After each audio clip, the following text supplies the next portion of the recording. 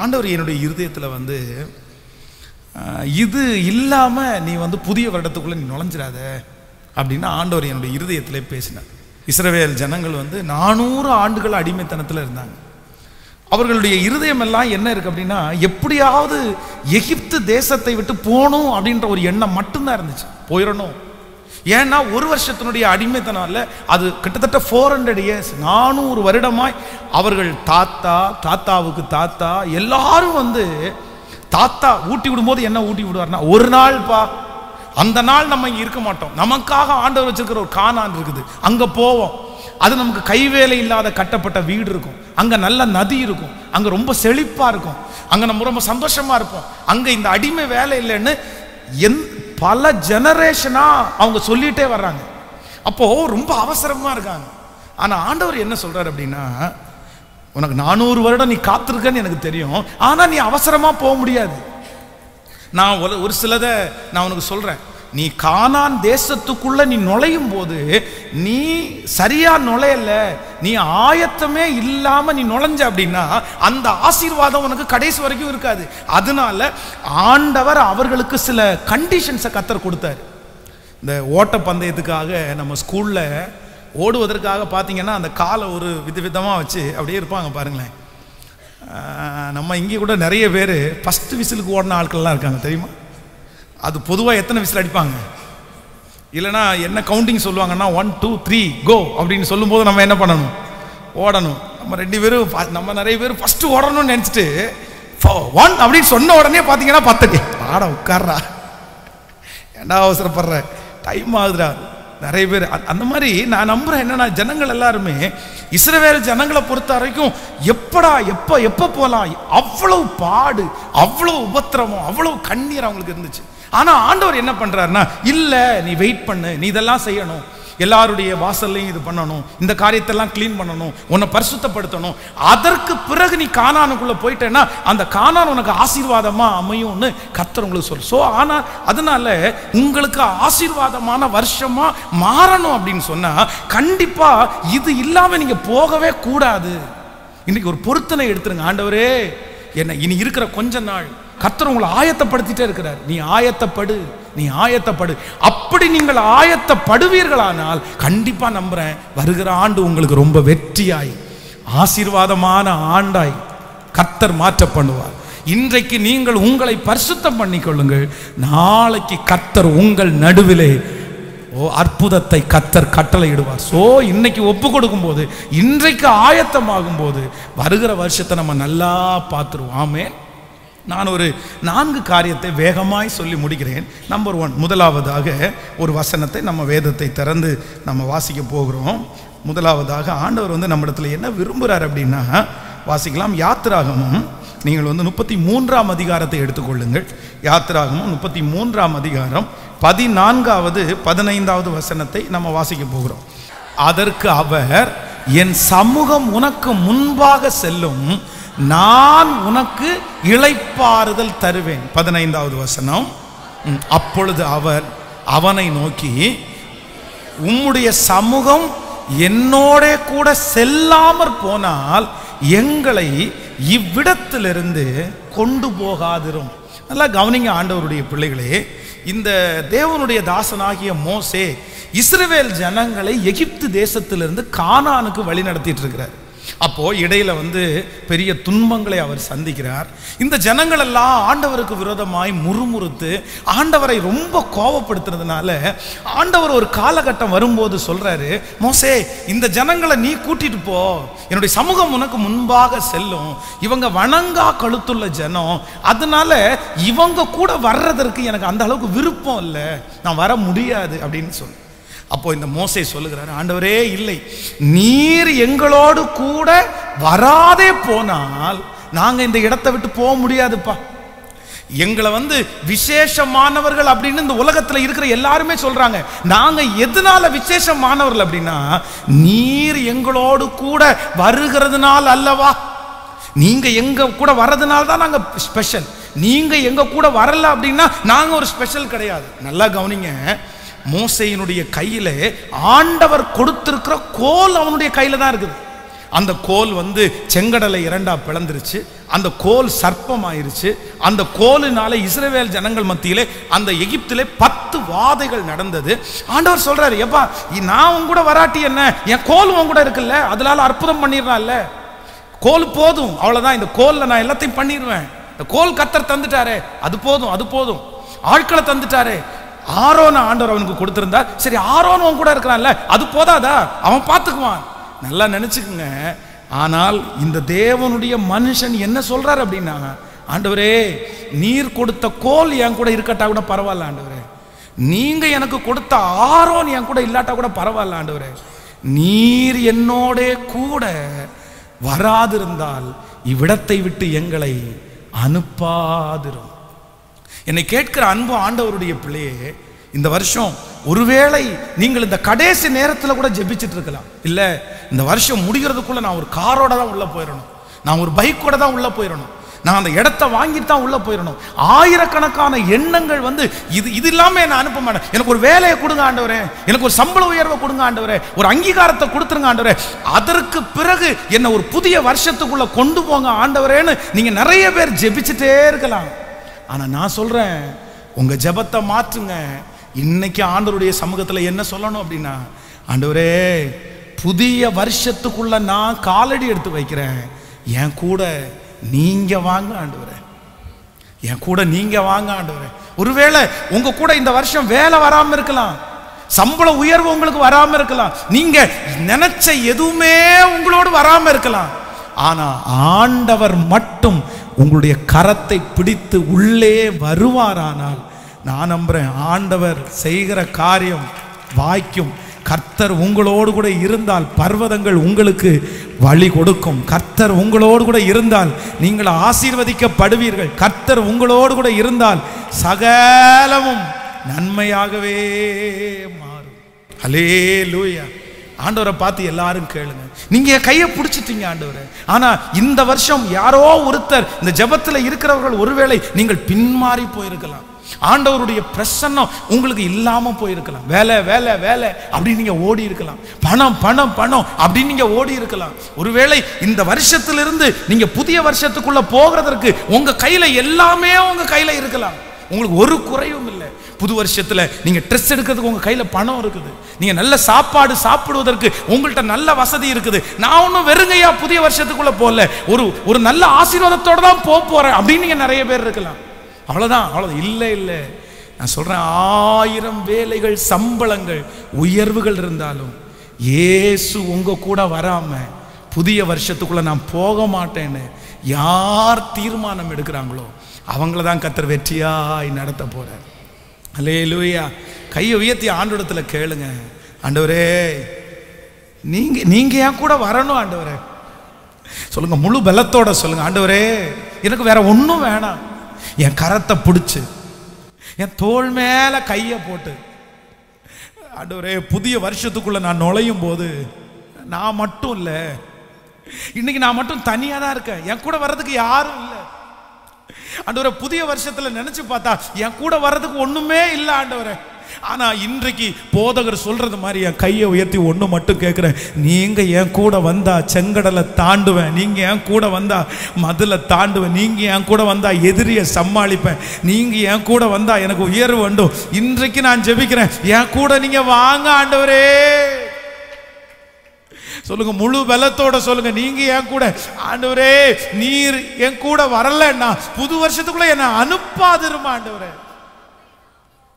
என் கையை பிடிச்சிருங்கப்பா, நான் உங்களை ஃபீல் பண்ணணும், நான் உங்களை தொடணும், நான் உங்க பக்கத்துல நிக்கணும், நீங்க என் கையை பிடிச்சிருக்கிறத நான் உணரணும், அந்த பிரசன்ஸை உணரணும் அப்பா. இல்லை அப்படின்னா நான் புது வருஷத்துக்குள்ள போறதுக்கு ஆயத்தம் இல்லை, ஆயத்தம் இல்லை. ஆமென். நீங்க வராம நாங்க ஒன்றும் செய்ய முடியாது, நீங்க பேசாம காரியம் ஒன்றும். சத்தமா கையை உயர்த்தி எல்லாரும் சொல்லுவோம், நீங்க வராம நாங்க ஒன்றும் செய்ய முடியாது, நீங்க பேசாம காரியம் ஒன்றும் வாய்க்காது. ஹல்லேலூயா. சோ புது வருஷம் உங்களுக்கு வெற்றியாய் மாறுவதற்கு, ஆசீர்வாதமா இருப்பதற்கு, ஆண்டவரே நான் ஒன்றும் இல்லாம போக மாட்டேன். என்னன்னா உங்க கையை பிடிக்காம நீங்க இல்லாம என்ன இந்த வருஷத்துக்குள்ள அனுப்பாதிருங்க. நீங்கள் ஆதியாகமம் 46ஆம் அதிகாரத்தில் 4வது வசனத்தை வாசிப்பீர்களானால், நான் உன்னுடனே எகிப்திற்கு வருவேன், நான் உன்னை திரும்பவும் வரப்பண்ணுவேன், யோசேப்பு தன் கையால் உன் கண்களை மூடுவான் என்று சொன்னார். கவனிங்க ஆண்டவருடைய பிள்ளைகளே, இங்கே யாக்கோபை குறித்து எழுதப்பட்டிருக்கிறது. இந்த யாக்கோபை குறித்து உங்களுக்கு எல்லாருக்குமே தெரியும். இந்த யாக்கோபனுடைய வாழ்க்கையில எத்தனையோ காலங்கள் இவர் தனியாகவே ஓடினார். பார்த்து தனியா ஓடின ஒரு மனுஷன். அவங்க குடும்பத்தில் இருக்கும்போது தனியா ஓடினாரு, அவங்க அப்பாட்ட இருக்கும்போது தனியா ஓடினாரு. எதை அதிகமாக நம்பினாரோ அல்லையோ தன்னுடைய ஞானத்தை அவர் ரொம்ப நம்பினார், தன்னுடைய பலனை அவர் ரொம்ப நம்பினார். நம்ம ஞானமா பிழைக்கணும், நம்ம ரொம்ப சோர்வா இருக்கிறோம், அதனால ஏமாத்தியாவது பிழைச்சிடணும் அப்படின்னு தன்னை குறித்து தான் மேல ரொம்ப கான்ஃபிடன்ட் அதிகமான ஒரு மனுஷன் தான். ஆனா இப்போ சோர்ந்து போயிட்டாரு, ரொம்ப ஏஜ் ஆயிடுச்சு.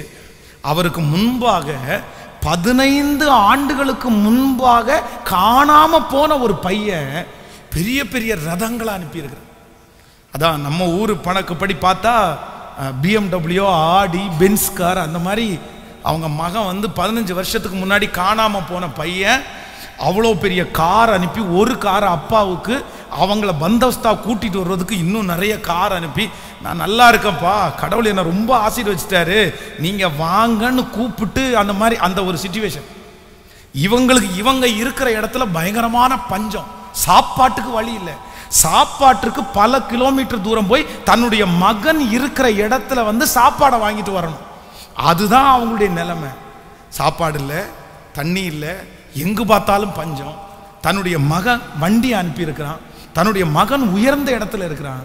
ஆனாலும் அவனுக்குள்ள ஒரு பெரிய தயக்கம், இவ்வளவு ஆசீர்வாதம் என் கூட இருந்தாலும் ஆண்டவரே நான் போகவா வேணாமா, நான் போகலாமா வேண்டாமா?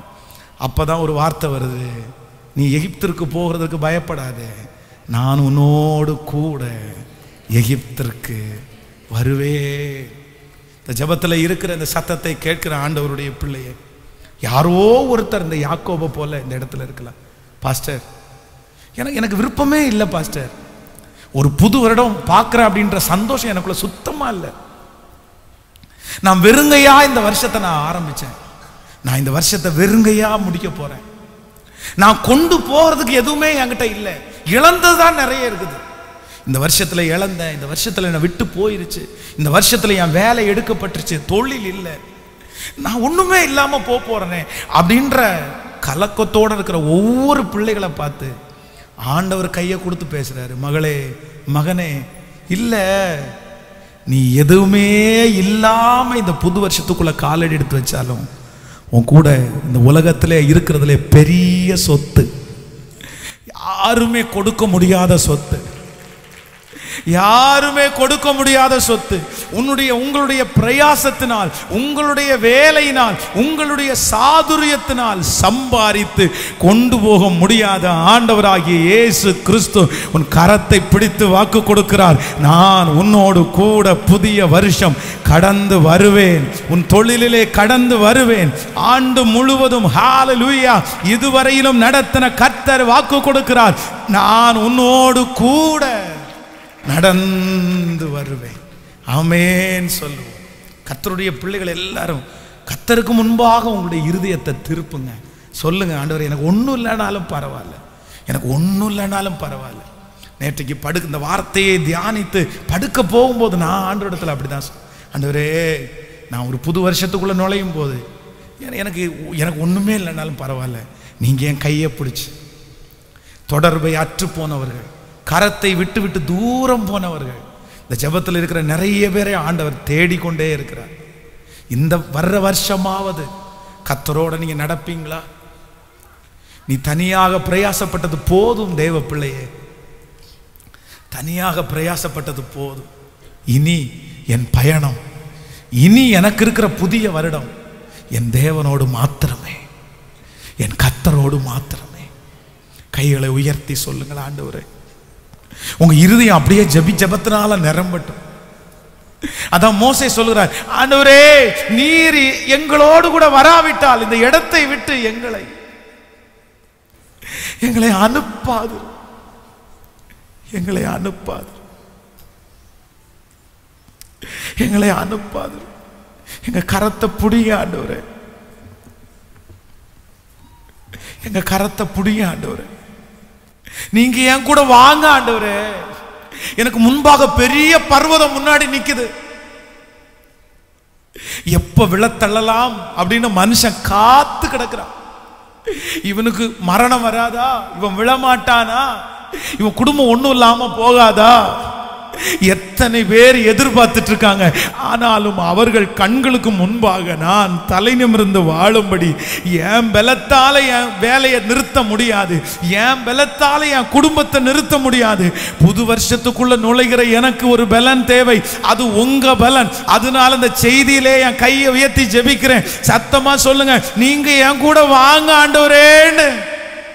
பத்தல அந்த சத்தம், வான பரியந்தம் உங்க சத்தம் எட்டுறது மாதிரி. இயேசுவே, வாலிப தம்பிங்க கூட சொல்லுங்க, நான் நம்புறேன் கர்த்தர் உன் கரத்தை பிடிச்சு நடத்தும் போது நீ ஒரு ஆச்சரியத்தை பார்ப்ப, ஒரு அதிசயத்தை பார்ப்ப. உன் கை வருகிற வருஷம் வெற்றியை பார்க்கும். ஓ ஹல்லேலூயா, உன் குடும்பத்தில் ஒரு பெரிய வெற்றியை பார்க்க முடியும். இயேசுவே என் கூட வாங்க. நீங்க இல்லாம இந்த வருஷத்தை முடிச்சிட்டனே, உங்களை துக்கப்படுத்தி இந்த வருஷத்தை முடிச்சிட்டனே, உங்க கையை விட்டுட்டு இந்த வருஷத்தை முடிச்சிட்டனே. ஆனா நான் எனக்கு வருகிற வருஷம் அப்படி விருப்பம் இல்லை. என் பயணம் உங்களோடு தான், என் வாழ்க்கை உங்களோடு தான், என் வேலை உங்களோடு தான், என் படிப்பு உங்களோடு தான், என் ஊழியம் உங்களோடு தான், எல்லாமே உங்களோடு தான் ஆண்டவரே. ஹல்லேலூயா சொல்லலாமா? இப்போ நீங்க வராம நாங்க ஒன்றும் செய்ய முடியாது, நீங்க பேசாம காரியம் ஒன்றும். ரெண்டு கையை மேல உயர்த்தி சொல்லுங்க பார்க்கலாம், நீங்க வராம. இந்த வருஷத்தினுடைய ஆரம்பத்தில் ஆரம்பிக்கும் போது, இந்த வருஷம் முடிக்கும் போது என் பேங்க்ல ஏதாவது ஒரு பேலன்ஸை பார்க்காம நான் போகக்கூடாது. நீங்க முயற்சி எடுத்தது ஜெபித்ததெல்லாம் உண்மை. ஆனா இன்னைக்கு வெறுங்கையா நான் இந்த புதிய வருஷத்துக்குள்ள காலடி எடுத்து வைக்கிறேன்னு, ஒண்ணுமே இல்லாம காலடி எடுத்து வைக்கிறேன்னு நினைக்க வேண்டாம். எல்லாவற்றையும் கொடுக்கிற, சகலவற்றையும் கொடுக்கிற, சகலவற்றையும் அருளுகிற ஆண்டவருடைய கரம் கரத்தோட பிடிச்சிருக்குமே. ஆனால் ஹல்லேலூயா ஹல்லேலூயா, உனக்கு முன்பாக இருக்கிற பர்வதம் எம்மாத்திரம், உங்களுக்கு முன்பாக இருக்கிற அந்த கடன் எம்மாத்திரம், உங்களுக்கு முன்பாக இருக்கிற அந்த பிரச்சனை எம்மாத்திரம். ஆண்டவர் போகிற இடத்துல தடைகள் உடையும், ஆண்டவர் போகிற இடத்துல வாசல்கள் திறக்கும். கரங்களை தட்டும் போதே அந்த அபிஷேகம் உங்க மேல இறங்கட்டும். ஆண்டவர் உங்க கூட வரும்போதே இந்த வருஷத்திலே பார்த்த சகல துன்பத்திற்கும் பதிலாக இயேசு உங்களை மகிழ்ச்சி ஆக்குறதற்கு வல்லவர். நீங்க வராம நாங்க ஒன்றும் செய்ய முடியாது. சத்தமா சத்தமா சத்தம். நான் நம்புறேன் நிறைய பேருடைய கரத்தை கர்த்தர் பிடிக்கிறத பார்க்கிறேன். ஒரு சில வாலிப தம்பிங்க தங்கச்சிங்களுடைய கரத்தை கர்த்தர் பிடிக்கிறத பார்க்கிறேன். உன்னை கர்த்தர் அம்பரா துணியில வச்சு மூடி பொதிஞ்சு கொண்டு கர்த்தர் பயன்படுத்துகிற வருஷமா வருகிற வருஷம் மாற போகிறது. கர்த்தர் உன்னை யூஸ் பண்ற வருஷமா மாற போகிறது. அவருடைய கரத்துல நீ இருக்க போகிற. ஹல்லேலூயா. ஆண்டவர் உன் கூட வரும்போது நீ அவமானப்பட்ட இடத்துல கர்த்தர் உன்னை அங்கீகரிக்க போறாரு. கைகளை உயர்த்தி ஜெபிக்கிறவங்க ஜெபி. இயேசுவே இயேசுவே இயேசுவே இயேசுவே இயேசுவே, நீங்க என் கூட வருகிறதற்காக நன்றி, நீங்க என் கூட வர்றதற்காக நன்றி. ஆமென். ஸோ இன்றையிலிருந்து நீங்கள் இந்த வருஷத்தை முடிகிற வரைக்கும் ஜெபம் பண்ணிட்டே இருக்கணும். என்ன ஜெபம் அப்படின்னா, ஆண்டவரே நீர் எங்களோடு வராதிருந்தார். ஒவ்வொருத்தருக்கும் தனிப்பட்ட விதத்தில் ஆண்டவரோட உறவாடுகிற ஒரு ஒரு ஒரு ஐக்கியம் உங்களுக்கு வேணும். பர்சனலாக உங்களுக்கும் ஆண்டவரை தெரியணும், ஆண்டவருக்கும் உங்களை தெரியணும். நீங்கள் ஆண்டவரிடத்தில் பேசணும், ஆண்டவர் உங்களிடத்தில் பேசணும். நீங்கள் அவரிடத்தில் கேட்கணும், அவர் உங்களுக்கு கொடுக்கணும். இதெல்லாம் வந்து மூணாவது நபருக்கு வந்து கூட்டத்தோடு சேர்ந்து ஜெபம் பண்ணுறது, உங்களுக்காக இன்னொருத்தர் ஜெபம் பண்ணுறது, இது எல்லாமே இருக்கட்டும். ஆனால் தொடர்பு அப்படின்றது அம்மாவை வச்சு அப்பாவை வச்சு உங்களுக்கு அல்ல, பர்சனலாக உங்களுக்கும் கர்த்தருக்கும். அப்போது நீங்கள் யோசிச்சு பாருங்கள், யாரெல்லாம் இந்த ஜெபத்தில் இருக்கிறவங்க கை விட்டீங்களோ அவங்க எல்லாரும் இன்றைக்கி கர்த்தருடைய கரத்தை பிடிச்சிட்டு, பரவாயில்ல, நீ எதை குறிச்சும் யோசிக்காதீங்க, எதையும் ரொம்ப போட்டு உழப்பிக்க வேண்டாம். வருத்தம்தான், துக்கம்தான். ஆனால் ஒரு தீர்மானம் மட்டும், நான் போகும்போது இனி என் கரத்தோடு சேர்ந்து என் தேவனுடைய கரம். ஆமென் சொல்லுங்க. ஸோ நம்பர் 2, இரண்டாவதாக ஒரு தேவனுடைய பிள்ளை புது வருஷத்துக்குள்ளே நுழையும் போது எது இல்லாமல் நுழையக்கூடாது அப்படின்னா, லூக்கா எழுதின சுவிசேஷம் 22ஆம் அதிகாரத்தை எடுத்துக்கொள்ளலாம். லூக்கா எழுதின சுவிசேஷம் 22ஆம் அதிகாரத்தில் 32வது வசனத்தை வாசிக்க போகிறோம். நானோ உன் விசுவாசம் ஒளிந்து போகாதபடி உனக்காக வேண்டிக் கொண்டேன், நீ குணப்பட்ட பின்பு உன் சகோதரரை ஸ்திரப்படுத்து என்றார். இன்னொரு வசனத்தை கூட வாசிக்கலாம், 62வது வசனத்தை கூட வாசிக்கலாம். அதே 22ஆம் அதிகாரம் 62வது வசனத்தை வாசிக்கும் போது, வெளியே போய் மனம் கசந்து அழுதான். இன்னொரு வசனத்தை கூட வாசிக்கலாம், யோவான் எழுதின சுவிசேஷம். இந்த 3 வசனத்துக்கும் ஒரு கோர்வை இருக்குது. யோவான் எழுதின சுவிசேஷம் 20ஆம் அதிகாரத்தில் 4வது வசனத்தை நம்ம வாசிக்க போகிறோம். யோவான் எழுதின சுவிசேஷம் 20வது அதிகாரத்தில் 20ஆம் அதிகாரம் 4வது வசனத்தை வாசிக்கும் போது, பேதுருவை பார்க்கலும் மற்ற சீசன் துரிதமாய் ஓடி முந்தி கல்லறையினிடத்திற்கு வந்து. கவனிங்க ஆண்டவருடைய பிள்ளையே, இந்த பேதுருவை குறித்து உங்களுக்கு எல்லாருக்கும் தெரியும். இந்த 3 வசனத்தையும் வாசிக்கும் போது ஆண்டவரை மறுதலிச்சாரு. ஆண்டவர் அவரிடத்துல சொல்லும் போது ஆண்டவர் சொல்றாரு, நீ சேவல் கூவுறதுக்கு முன்னாடி நீ 3 தரம் என்னை மறுதலிச்சிருவ அப்படின்றாரு. உடனே இல்ல, உங்களோட நான் மறிக்க வேண்டியதா இருந்தாலும் மறிப்பேனே தவிர நான் கண்டிப்பா உங்களை மறுதலிக்க மாட்டேன். பொதுவாக பேதுரு அப்படின்னு நம்ம சொன்னாலே நம்ம எல்லாருடைய மனசுல என்ன வரும் அப்படின்னா, சரியான முந்திரி கொட்டை, சரியான, நம்ம வந்து விபிஎஸ்க்கு ஒரு பாட்டு கூட பாடியிருக்கோம், என்ன, பேதுரு முந்திரி கொட்டை மல்கூஸ் காத வெட்ட அப்படின்னு இந்த சண்டே ஸ்கூல் பிள்ளைகளுக்கு கூட ஒரு வரி அதில் வரும். பார்த்தீங்கன்னா எல்லாரும் அமைதியாக இருக்காங்க, ஆண்டவரை பிடிக்கிறான், உடனே பட்டயத்தை எடுத்து உன் காதை எதிர்பார்க்கவே இல்லை யாரும்.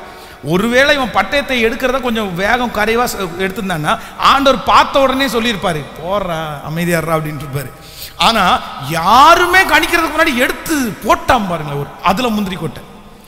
ஆண்டவர் வந்து கடல் மேலே நடந்து வந்த உடனே எல்லாரும் அமைதியாக இருந்தாலும் இவர் மட்டும் என்ன பண்ணுறாரு, ஆண்டவரே நீரே ஆனால் நானும் வரட்டுமா அப்படின்றாரு. சரி, அதில் ஒரு முந்திரி கொட்டையா. அதுக்கப்புறம் பல ஒரு இடத்துல இல்லை, பல இடத்துல முந்திரி கொட்டை. கர்த்தர் முன்னாடி ஒரு விஷயம் வரும்போது, இவைகளெல்லாம் உங்களுக்கு சம்பவிக்கணுமா, இவைகளெல்லாம் உங்களுக்கு, அந்த இடத்துல ஆண்டவர் திட்டி விட்டார் அவனை, எனக்கு பின்னாடி போ பிசாசேன்ட்டார். ஏன்னா அந்த அதில் வந்து யாருமே அந்த இடத்துல கேள்வி கேட்க மாட்டாங்க. இப்போ எல்லாத்துலேயும் முன்னாடி நின்னவன், எனக்கு இந்த வசனத்தை வாசிக்கும் போது ரொம்ப ஆச்சரியமா இருந்துச்சு. த ஃபர்ஸ்ட் டைம், முதல் டைம் பேதுரு வந்து பின்னாடி போறாரு.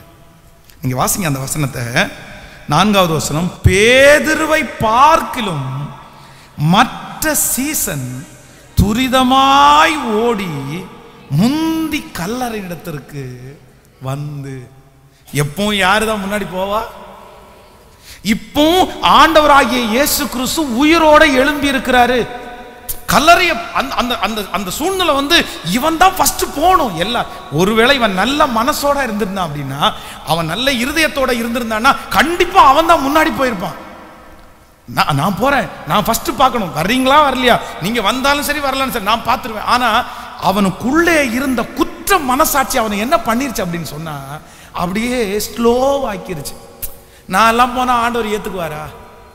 நான் சொல்லி தான் ஒண்ணுமே நான் கேட்கலையே, நான் தான் ஆண்டவரை ரொம்ப வருத்தப்படுத்திட்டேனே, ஆண்டவர் என்கிட்ட அப்பவே எச்சரிப்பு கொடுத்திருந்தாரு, ஆனா நான் வந்து இந்த மாதிரி விழுந்துட்டேனே. இன்னைக்கு இந்த ஜெபத்துல இருக்கிற யாரோ ஒரு தேவனுடைய பிள்ளை பேதுருவனுடைய இதே சூழ்நிலையில் இங்க வந்திருக்கலாம்.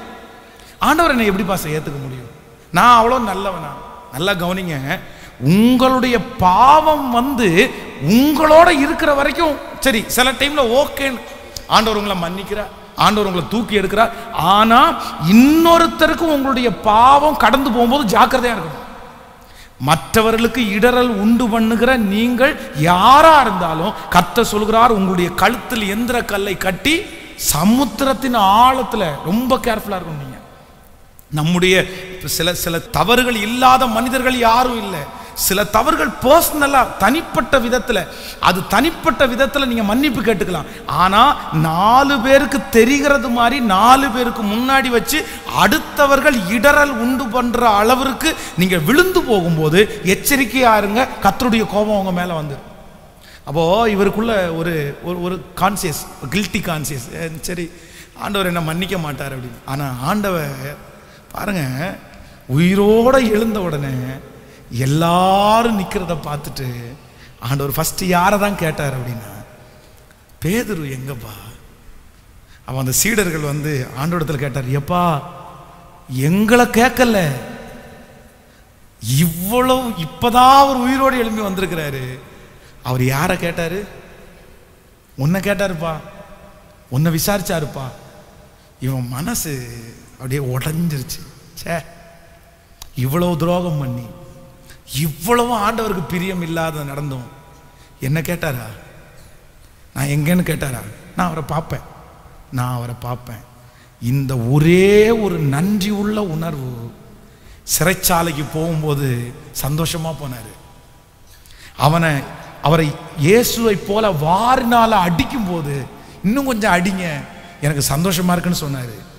கடைசில அவரை சிலுவையில் அடைக்கிறதுக்கு ஒப்பு கொடுக்கும் போது என்னை தலைகீழாக கூட அடிச்சிருந்தப்பா, நான் இயேசுவுக்காக எல்லாவற்றையும் சகிக்கிறதற்கு. அவருடைய மனசுக்குள்ள என்ன இருந்துச்சு அப்படின்னா, ஒரு நன்றி உள்ள உணர்வு. சிஸ்டர், பிரதர், ஒரு புதிய வருஷத்துக்குள்ள நீங்க கடந்து போகிற நீங்க நிறைய பேர் ஆண்டவரை குற்றப்படுத்திட்டே போலாம், ஆண்டவரை திட்டிட்டே போலாம், நீங்க முறுமுறுத்துட்டே போலாம். எனக்கு என்ன செஞ்சாரு, எனக்கு என்ன பண்ணாரு, எனக்கு என்ன செஞ்சாரு. ஆனா இந்த புது வருஷத்துக்குள்ள போகும்போது முறுமுறுத்துட்டு இல்லை, புது வருஷத்துக்குள்ள போகும்போது ஆண்டவர்கிட்ட கோபமா இல்லை. ஒரு நிமிஷம் இந்த உலகத்துல வாழ்றதே கர்த்தருடைய பாதுகாப்பு இல்லாம வாழ முடியாது பிரதர். ஆபத்து, விக்கணும். ஆண்டவர் உங்களுக்கும் எனக்கும் செஞ்ச நன்மை 1 இல்ல 2 இல்ல, 1 இல்ல 2 இல்ல, லட்சம் இல்ல, கோடி. நான் சொல்றேன், எண்ணிக்கைக்கு மிஞ்சி அற்புதத்தை செய்து எத்தனை பேர் நம்மளை அழிக்க நினைச்சோம், நம்மளை வாழ வைக்கணும்னு நினைச்சு நம்மளை வாழ வச்சு இதுவரைக்கும் வந்த எல்லா பிரச்சனையும் நம்மளை காப்பாற்றி கை தூக்கி எடுத்து இன்னைக்கு வரைக்கும் நிக்க பண்ணி இருக்கிறாரு. நீங்க குடிக்கிறீங்கன்னு நினைச்சு நிறைய பேர் உங்களை தூசிச்சாங்க, நீங்க சிகரெட் அடிக்கிறீங்கன்னு நினைச்சு நிறைய பேர் உங்களை தூசிச்சாங்க, உங்க வாழ்க்கை சரியில்லைன்னு நினைச்சு நிறைய பேர் உங்களை தூசிச்சாங்க, நிறைய பேர் உங்களை வெறுத்தாங்க. 10 வருஷத்துக்கு முன்னாடி உங்கள்கிட்ட பேச்ச நிறுத்தினவங்க இன்னைக்கு வரைக்கும் நிறைய பேர் பேசுறது இல்லை. நீங்க கெட்டவன்ற பட்டத்தை எல்லா இடத்துலயும் போய் அவங்களுக்கு எவ்வளவு இடத்துல சொல்ல முடியுமோ அத்தனை இடத்துலயும் உங்களை பற்றி ஒரு தப்பை பார்த்தவங்க போய் சொன்னாங்க. ஆனா நீங்க செய்கிற ஆயிரக்கணக்கான தப்புகளை பார்த்தும் இன்னைக்கு வரைக்கும் மறைச்சு மன்னிச்சு காப்பாற்றி ஜெபம் பண்ணும் போதெல்லாம் கேட்டு கர்த்தர் உங்களை இவ்வளவு தூரம் நடத்தி வந்திருக்கிறாரே. புது வருஷத்துக்குள்ள போகும்போது எப்படி போகணும்னா, ஆண்டவரே உமக்கு நன்றிட்டு போகணும். ஆண்டவரே உமக்கு நன்றி. ஆண்டவரே, இந்த புது வருஷத்துக்குள்ள காலடி எடுத்து வைக்கிறதுக்கு இன்னும் கொஞ்ச நாள் இருக்குது. இந்த நாளில் உங்க இருதயம் ஒண்ணுன்னா நினைச்சு என்ன பண்ணணும்னா, ஆண்டவரே உமக்கு நன்றி, ஆண்டவரே உமக்கு நன்றி. நீ இவ்வளவு தூரம் என்னை நீ நடத்துவதற்கு நானும் என் குடும்பமும் கைகளை உயர்த்தி சொல்லுங்க அப்பாவை பார்த்து, நீர் என்ன காமிச்சு கொடுக்கல அதுக்கு ஒரு நன்றி, நீர் என்ன விட்டு கொடுக்கல அதுக்கு ஒரு நன்றி. எத்தனை பேர் விட்டு கொடுத்தாங்க, எங்க பெத்த அம்மாவே என்ன விட்டு கொடுத்தாங்களே, அப்பாவே என்ன விட்டு கொடுத்தா, ஆனா நீங்க விட்டு கொடுக்கவே இல்லையா ஆண்டவரே. கைகளை உயர்த்தி உங்க எல்லாருடைய இருதயம் நன்றியினால நிரம்பட்டும். சொல்லுங்க, அப்பா பார்த்து, ஆண்டவரே உமக்கு நன்றி அப்பா. கேட்கல, கர்த்தர் சமூகத்துல போய் எட்டட்டும். நன்றி ஆண்டவரே. சத்தமா அப்படியே அப்படியே, வேற யாருக்கும் சொல்ல வேண்டாம் சிஸ்டர், பிரதர், அப்பாவுக்கு தானே. அப்பா பார்த்து, ஆண்டவரே நீங்க மட்டும் இல்லட்டா நான் மரிச்சிருப்பேனே ஆண்டவரே.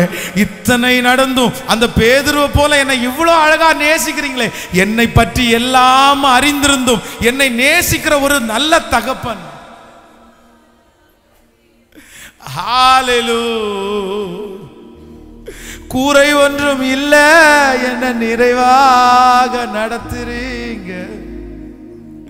கூரை ஒன்றும் இல்ல, என்ன நிறைவாக நடத்துறீங்க.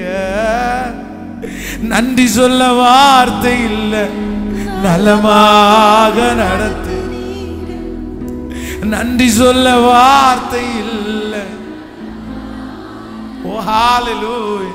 தகப்பனே, நல்ல தகப்பனே, தகப்பனே, நல்ல தகப்பனே, என்னை தாங்கிடும் நல்ல. எல்லாருடைய கைய மேல உயர்த்தி, தகப்பனே,